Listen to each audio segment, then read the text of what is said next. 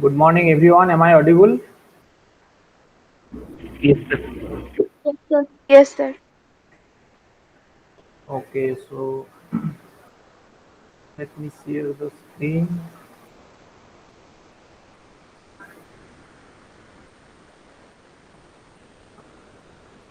Yes. Is it visible?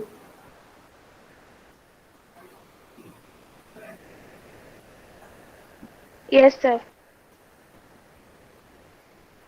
Okay, so last week we are discussing about main group element, and from there we have already discussed so many questions. As you can see here, we have solved up to the silicates which contains with continuous 3D framework. That is what is called tectosilicate. Now, today we are going to solve another couple of questions. You can see here. So that question came in May 2013 June exam.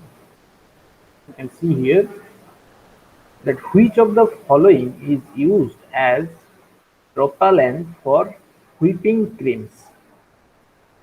So all these nitrogen oxides are given: nitrous oxide, nitric oxide, dinitrogen trioxide is given, and dinitrogen pentoxide is given.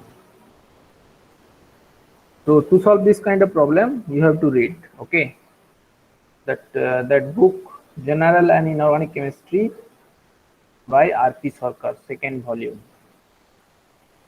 I just want to tell you a few important chemistry about all these oxides of nitrogen. So as you can see here, the first option is given nitrous oxide, or you can say dinitrogen monoxide, right? So that dinitrogen monoxide, it is basically a colorless gas, and it is not very reactive in nature. Okay. So do you know what is the structure of this nitrous oxide? Anybody? What is the structure?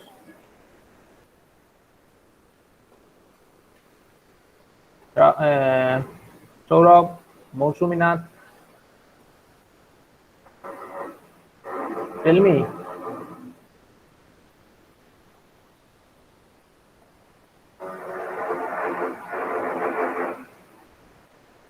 What is the structure of nitrous oxide? Is it linear or bent? Right.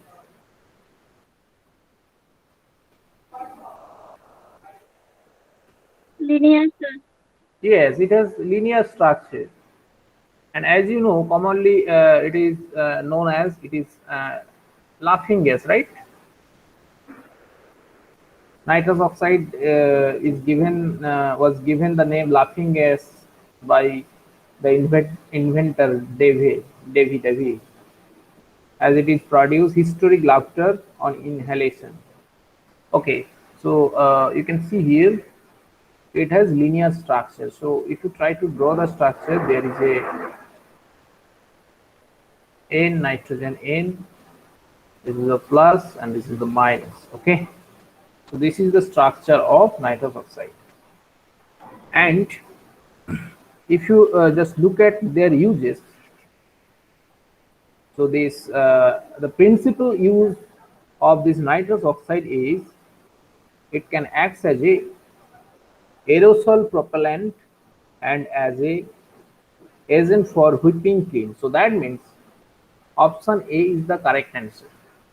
Now, if we talk about next compound, that is nitrogen monoxide, or you can say it is nitric oxide.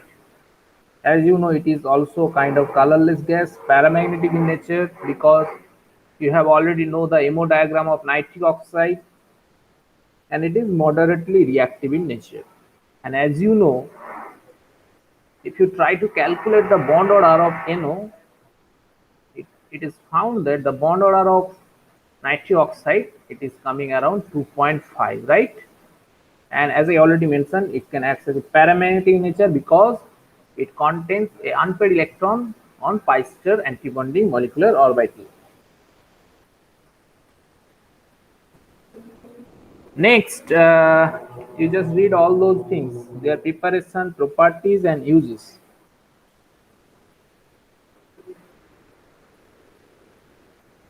Yes. Then dinitrogen trioxide, what is the structure? Dinitrogen trioxide, anybody? It is also blue solid. So there is a nitrogen bond is there, and you have like that, and there is another bond, and there is a lone pair present this side. On the other hand, if you look at the structure of dinitrogen pentoxide, sometimes several times they are also asking their structure also. That's why I have written here all the structure. You have, there is a nitrogen oxygen nitrogen bond is there in case of dinitrogen pentoxide, and each of this nitrogen is directly binds with two oxygen like this. So this is the structure of nitrogen pentoxide. So coming to the next question, yes. So this question quite difficult, because if you don't know the answer, it is very difficult. Flame-proof fabrics contains what? Flame-proof fabrics contains what? So most of the time, if you just googled it, you will found that this flame-proof fabrics contains urea. So as you know, the structure of urea is, there is a C double bond O, then NH2 NH2 is there, NH2 and NH2 is there. Along with that, it contains phosphoric acid. So that is phosphoric acid. The molecular formula of phosphoric acid is H3PO4, and the structure is like that: P double bond O, then you have H, OH, then OH. So this is the structure of phosphoric acid. So flame-proof fabrics contains uh, both the ammonia and urea and phosphoric acid. This is the correct answer. Now that question is quite relevant to people. So among the compounds, those which hydrolyze easily, you can see here four compounds are given. First one is NCl3, NF3, BiCl3, and phosphorus trichloride, nitrogen trichloride, nitrogen trifluoride, bismuth trichloride, and phosphorus trichloride. Among the following compounds which hydrolyze easily. Now what you can do, first you take the first one, option A, NCl3.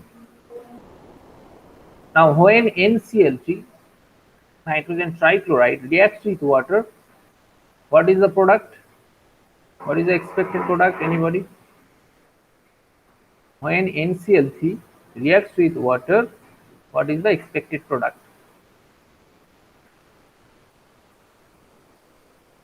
So nitrogen trichloride is basically a covalent compound, and as you know, if you just try to draw the structure, it has pyramidal structure, and the central nitrogen atom is sp3 hybridized. Now once this nitrogen trichloride reacts with water, so it will produce ammonia and hypochlorous acid. Okay, so that means ammonia, it will provide ammonia and hypochlorous acid. So what is the molecular formula of hypochlorous acid? Anybody? It is HOCl. HOCl. So if you try to balance this, then you can see here. So yes, it is 3 equivalent of water is required, and yes, it is totally balanced. So it will provide ammonia and hypochlorous acid. Further, when nitrogen trifluoride reacts with water, what is the expected product? Anybody? when nitrogen trifluoride reacts with water, what is the expected product?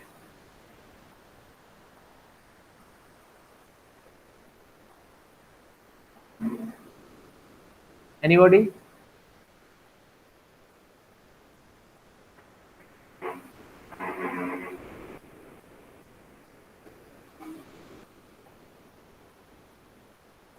So in the literature, it was found that when nitrogen trifluoride reacts with water, it will provide nitric acid, nitrogen dioxide, nitric oxide, and HF. And another literature, it is also found that when NF3 reacts with water in different conditions, then it will provide HF, that is hydrogen fluoride, nitric oxide, and nitrogen dioxide. Okay. But the question is asking is that which hydrolyze easily. Now, as you can see here, that the nitrogen, there is no d orbital is present. Okay. And if we talk about bismuth BiCl3, bismuth trichloride, when it reacts with water, it will provide bismuth oxychloride. Okay, so BiOCl along with that hydrogen chloride gas. Now, so this bismuth oxychloride, again it redissolve in constant in this HCl, and again it will produce bismuth trichloride. So it will again produce bismuth trichloride. So therefore, the last compound, that is phosphorus trichloride, it can easily hydrolyze water in presence of water, and it will produce, what is the compound? Anybody tell me? PCl3, phosphorus oxychloride. When it reacts with water, what is the product? Expected product? It will produce phosphoric acid and hydrogen chloride gas. Okay, H3PO3 and HCl, and that reaction is so fast. Okay, H3PO3 and HCl, it will produce. So the option D is the correct answer, and rest of the others is not acceptable here. Clear?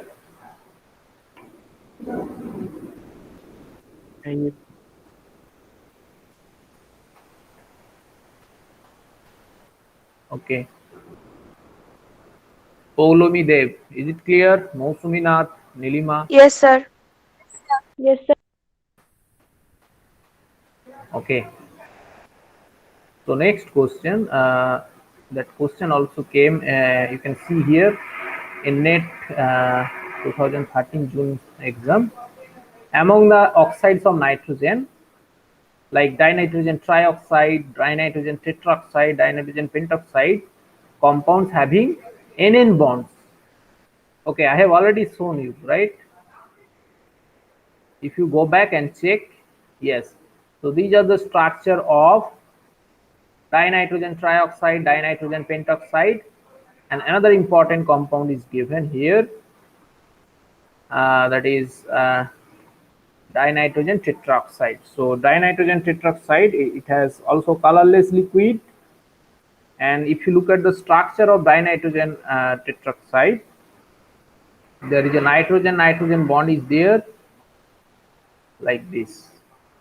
So this is the structure of dinitrogen tetroxide. And the first one, that is dinitrogen trioxide, I have already drawn in the last question. So like this, you have oxygen, then this side also there is oxygen, there is a lone pair is present over here, and the last one, that is dinitrogen pentoxide, you can see that there is a nitrogen oxygen bond is there. So this is the structure of dinitrogen pentoxide. Now from by looking this all these three structures, tell me which option is the correct answer. So Option C. Sir, option C. yes, you can see here uh, the dinitrogen tetroxide as well as dinitrogen trioxide, both this compound contains nitrogen bond. So accordingly option C is the correct answer. Okay, so that question came in 2013 June exam for 4 marks. Okay, next question, that question came from lanthanide and actinides chapter. The question is asking that consider the following lanthanide 3 ions: gadolinium, dysprosium. Okay, then first one, then the magnetic moment closest to the spin only value. The magnetic moment closest to the spin only value. First, what you can do, you just go back and check. Where is that? Yes.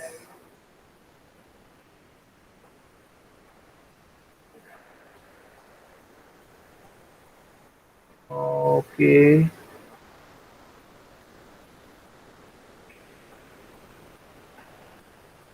So here you can see that the first option is given, which one? ND3. So ND3 means you can see that neodymium, which is present in +3 oxidation state. So therefore the valence electronic configuration is 4f3. And the second one is, if you just gadolinium 3, 4f7, so that is 4f3, second one is 4f7, and the third one is dysprosium. So dysprosium dy, yes, here is a dysprosium, it is showing that 4f9 electronic configuration. So one is 4f3, you just write down over here.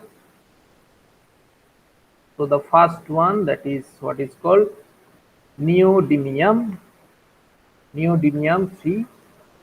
The valence electronic configuration is 4f3. Then gadolinium 3, as you know, it is 4f7 electronic configuration. And then final one, that is dysprosium 3, it has also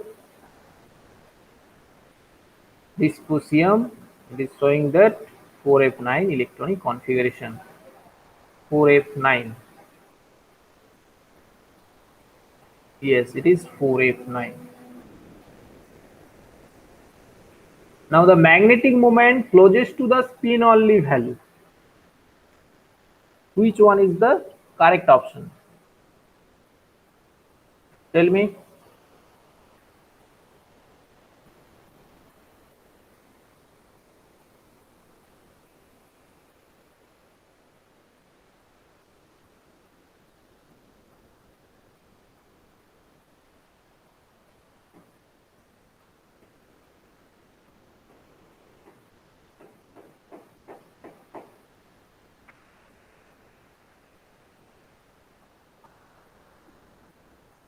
Sir, gadolinium 3 plus. Okay, gadolinium 3 plus. Yes, because you can, if you try to calculate the spin only value, it is showing there how much? Around 7.9, right? Yes, sir. And yes, let me check. Yes, gadolinium 3 plus, the spin only magnetic moment value is 7.9, as well as the observed, that is calculated magnetic moment value, is also 7.9. it is around 7.8 to 8. Okay, that is exactly matching. Now if you check the first one, that is neodymium, it is also showing that the spin only magnetic moment value is 3.9 and the observed value is coming around 3.5 to 3.6, and dysprosium it is 5.9, but the actual value is coming around 10 points. So uh, the correct answer is option, yes, gadolinium is good. Then the first one, neodymium, that is also coming closer to the observed value. Okay, so option B and A and B is the correct answer. Okay. Yes, sir. Okay, next.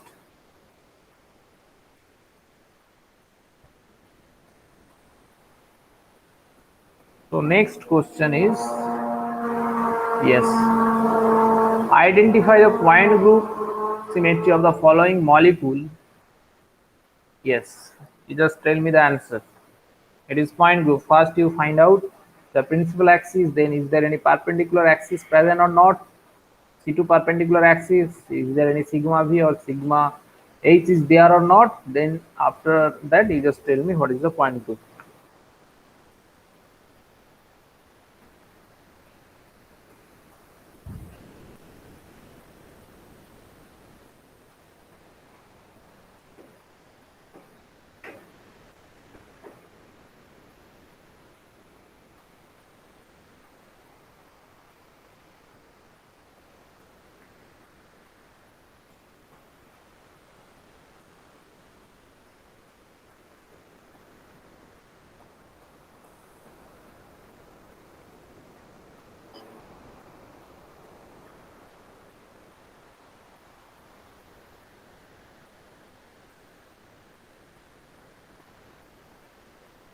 So Rob,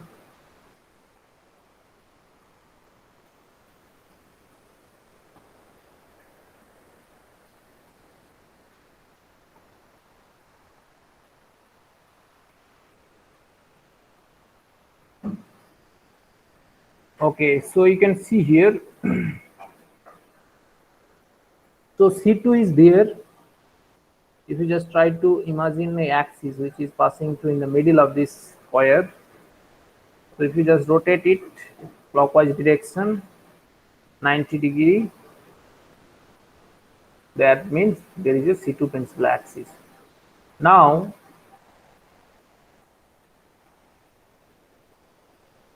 so is there any perpendicular C2 is there or not?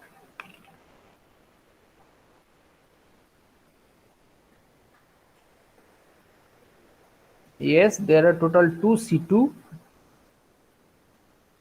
two C2 axis is there which is perpendicular to the principal C2 axis. So that means how, if you try to just imagine one imaginary axis which is passing through like this,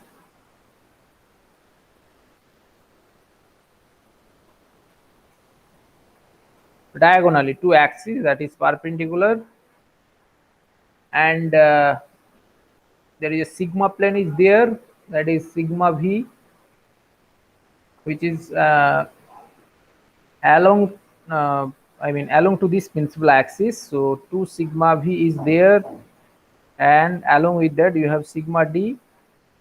So there is no sigma H plane is there, so ultimately the point group is D to D.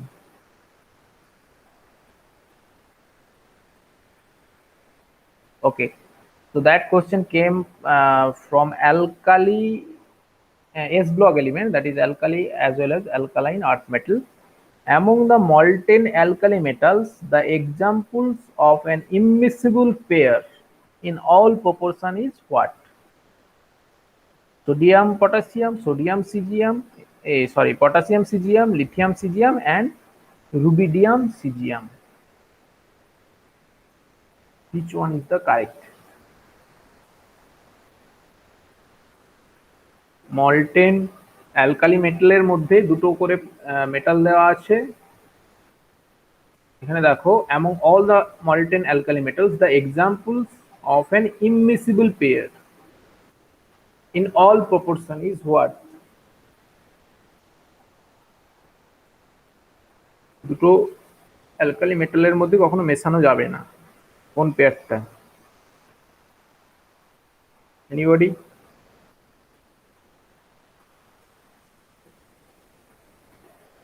Sir, potassium or sodium? Potassium sodium? না, হবে না। What is the reason?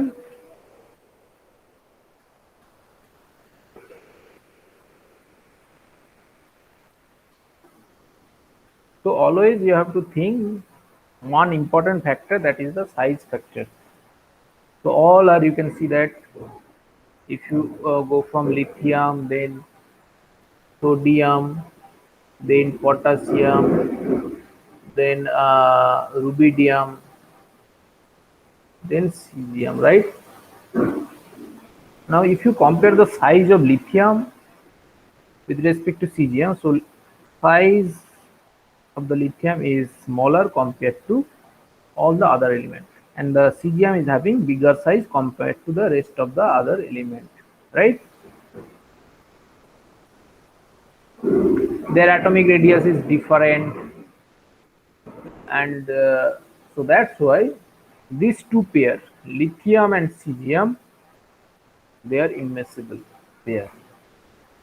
Lithium and cesium, they are immiscible pair. If you compare sodium, potassium, there you can see that size is not so much different. They are comparable, though the size of the potassium is little bit large compared to sodium. It is it is miscible. If you compare rubidium and cesium, then potassium cesium is also uh, miscible. Next question. Yes, among the following, an example of hypervalent species. Hypervalent species. Tell me. First one is boron trifluoride. Second one is sulfur tetrafluoride, Pf6 minus, then antimony sulfide.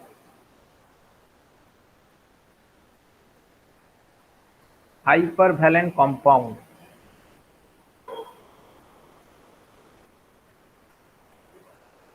Saurabh.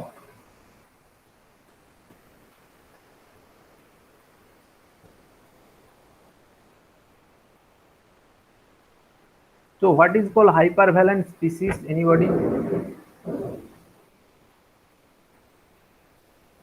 A compound or molecule or any kind of ionic species that contains more than 8 electrons in the valence shell.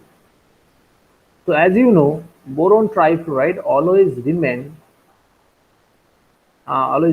in ethereal solvent, right?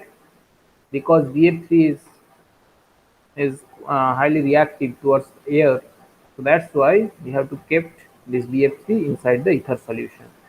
So that means in BF3 molecule,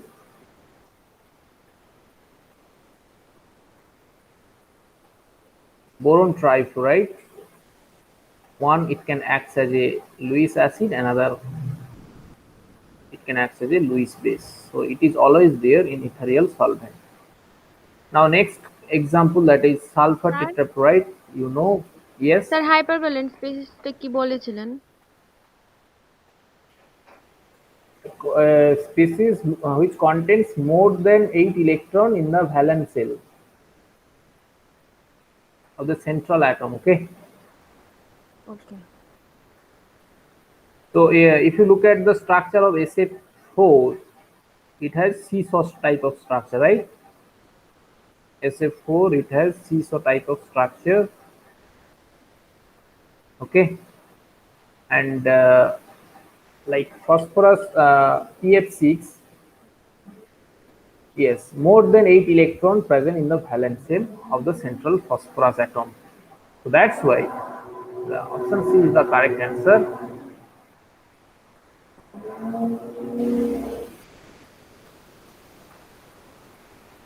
Next, that question came in NET 2013 December exam.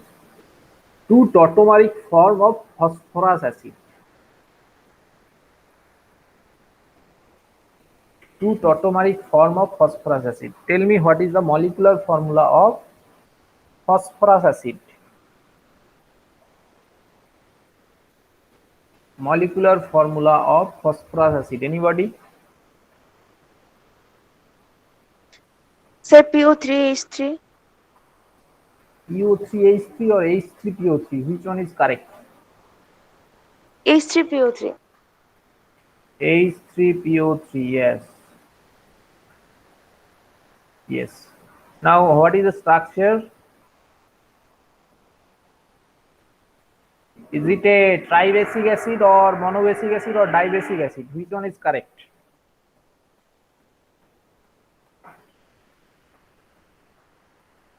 Dibasic acid. So, okay. So that means if you just try to draw the structure of phosphorus acid, as you have already mentioned, it is a dibasic acid. So that means two acidic protons are there.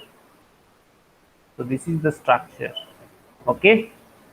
Now, if you just look at the options, so option A is matching. One is matching, right? So this is the correct structure of phosphorus acid, and rest of the other, it is not matching, right? So you just cross it.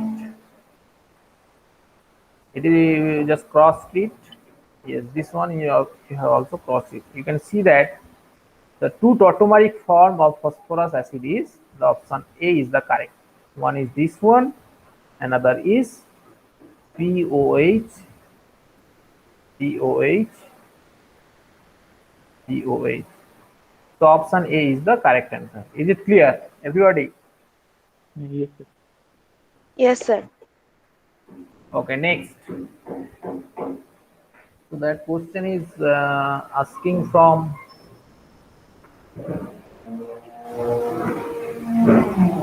you just read the question. In a specific reaction, hexachlorocyclotriphosphagen was reacted with a metal fluoride to obtain mixed halo derivatives, namely monofluorinated triphosphagen, then difluorinated, then trifluorinated, then tetrafluorinated and pentafluorinated.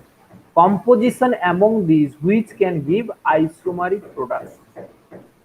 That question is quite descriptive type of questions, but you have to know the answer.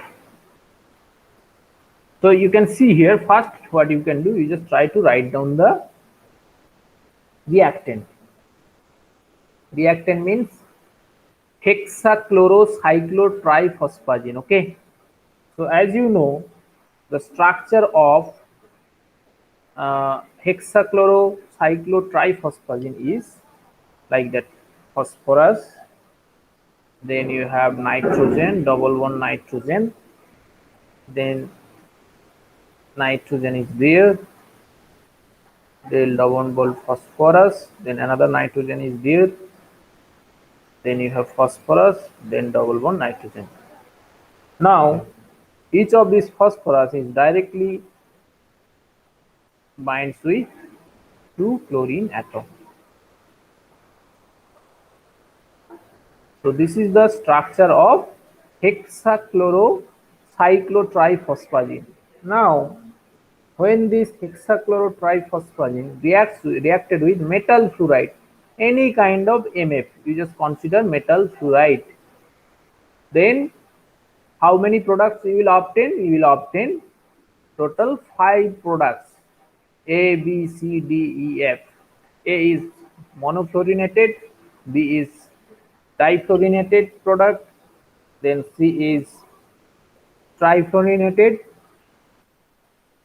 And if you try to draw all the structure of the product, you can see that option B, that is difluorinated and Option C, that is trifluorinated and tetrafluorinated products gives the isomeric product. Okay, you just do yourself. Okay, each of these chlorine gets substituted by fluorine.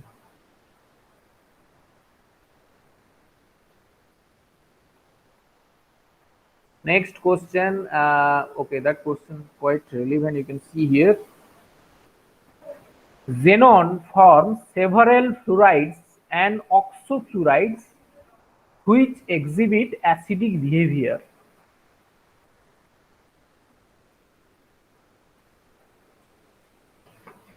The correct sequence of descending Lewis acidity among the given species is represented by what?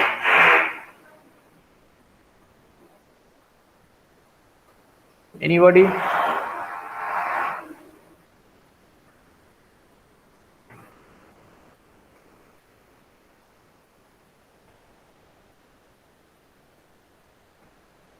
Now I just want to tell you that when normal xenon is fluoride of xenon, most of the fluorides of xenon are thermodynamically stable. As you can see here, that when xenon reacts with fluorine, when gaseous xenon reacts with fluorine F2 in gaseous state, it will provide xenon difluoride, okay, XCF2 in solid form. Similarly, you can see here how can you get xenon hexafluoride and xenon tetrafluoride. Similarly, if you take xenon in gaseous form, when it reacts with two equivalent of fluorine gas, then it will provide xenon tetrafluoride XCF4 in solid form. Further, when xenon gas it reacts with three equivalent of fluorine gas, it will provide xenon hexafluoride. Okay.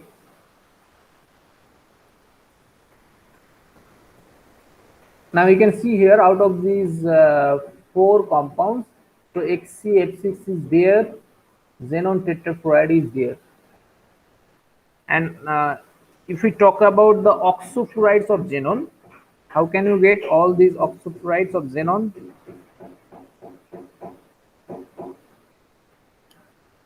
Anybody? Xenon oxofluoride. So first compound you can see that is XCOF4. So when this xenon hexafluoride XCF6 reacts with water, so it will provide XCOF4 plus 2HF. Another oxofluorides of xenon you can see there, that XCO2F2. How can you get XCO2F2?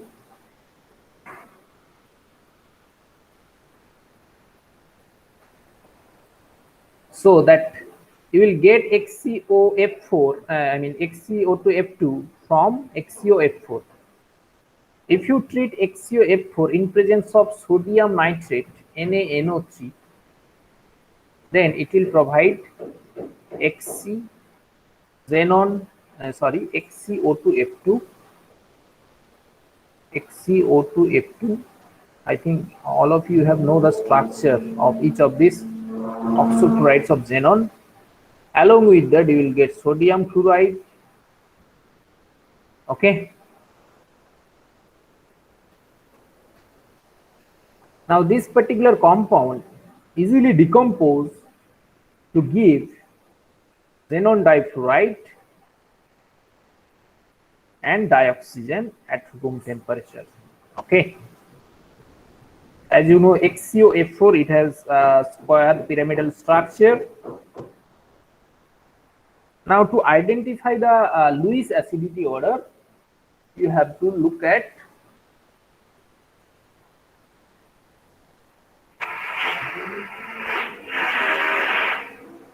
one What is that? You have to look at the oxidation state as well as the number of fluorine atom attached of this central xenon. Okay, so that's why if you look at here, the option A, that is XCF6, is having a higher Lewis acidity compared to XCOF4, then XCF4, then XCO2F2. I just want to write down here all the xenon fluoride as well as xenon oxofluoride and their acidity order. So always remember that xenon hexafluoride is having higher acidity compared to xenon trioxide. Okay, then XCOF4, then you have xenon tetrafluoride, then XCO2 F2, and xenon difluoride, XCF2. Now if you compare the Lewis acidity order of xenon fluoride, you can see that xenon hexafluoride is having higher acidity compared to xenon tetrafluoride, then xenon difluoride. And accordingly, if we talk about the Lewis acidity order of xenon oxofluoride, so xenon trioxide is having higher Lewis acidity order compared to XCOF4, then XCO2F2. You have to remember the oxidation state as well as the number of fluorine atoms. Okay.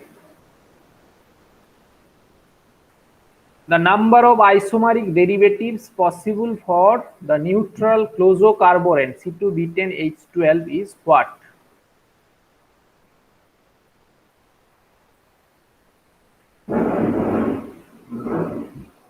That you have to study, because this chlorocarborane,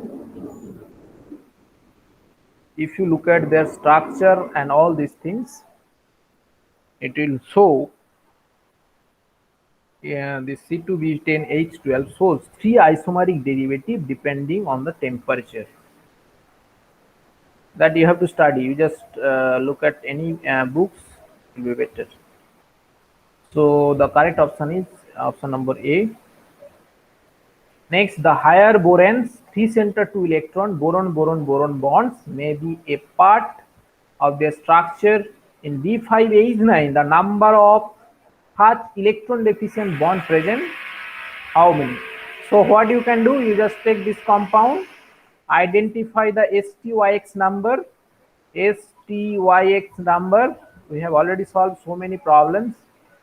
So as you know, S suggests that the number of BH boron hydrogen boron bonds, then T suggests that the number of boron bond, and Y suggests that the number of boron unit, and X suggests that the excess hydrogen attached to the boron, alone. So in this way, you just find out the value of T, and if you just find out the correct STYX number of this particular compound B5H9 is, it is found around 4120. So that means option D is the correct answer, because the value of P here is 1.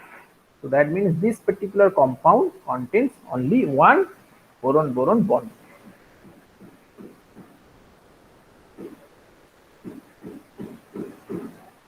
Okay, so today's class is over. So all of you, please give your attendance and then you can leave.